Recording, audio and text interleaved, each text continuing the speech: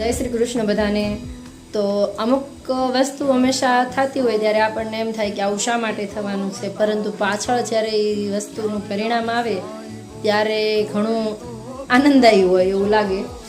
કારણ કે જ્યારે મારા હસબન્ડ રજા ઉપર આવ્યા હતા ને પછી તેમણે કીધું હતું કે હમણાં હવે 5 મહિના નહીં આવી શકું, કારણ કે મને બહાર મોકલવાના છે। જે આર્મીમાંથી છે એ રિલેટેડ હશે જ કે ક્યાંક ને ક્યાંક એ લોકોને ટીડી આવી રીતે બહાર મોકલતા હોય છે, પરંતુ હવે તેમને બહાર મોકલવાના જે હતા એ કેન્સલ થઈ ગયું અને હવે તેઓએ અમારી ટિકિટ કરાવી નાખી છે। અમે ત્યાં જઈ રહ્યા છે તેમની પાસે ઝાંસી।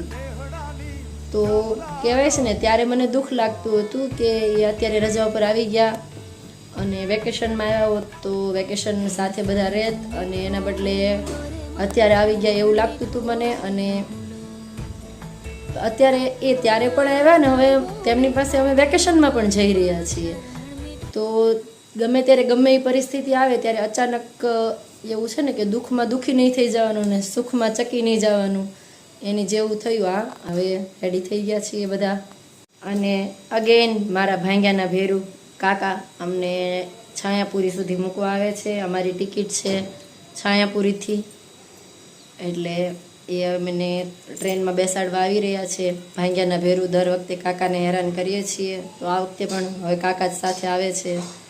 અને મને એમ હતું કે આ વખતે હું પિયરમાં શાંતિથી રોકાશ, કમસે કમ 15-20 દિવસ તો એકદમ શાંતિથી રોકાશ, પણ એવું કાંઈ ન મળ્યું। 4-5 દીમાં 3 દીમાં 4 દિવસમાં જ હવે અહીંયાથી નીકળવાનો સમય આવી ગયો। રજાઓમાં જ્યારે આવીએ ત્યારે એક બે રજાઓમાં આવીએ અને ભાગ્યા દોડે કરીને વયા જઈએ, જાણે જોબ ચાલુ હોય। વેકેશનમાં રોકાવાનો મોકો હતો, પરંતુ કાંઈ વાંધો નહીં, હવે બીજી વાર રોકાશું। અત્યારે તો અમે જઈ રહ્યા છીએ મારા હસબન્ડ અને ધર્મના પપ્પાની પાસે ઝાંસી।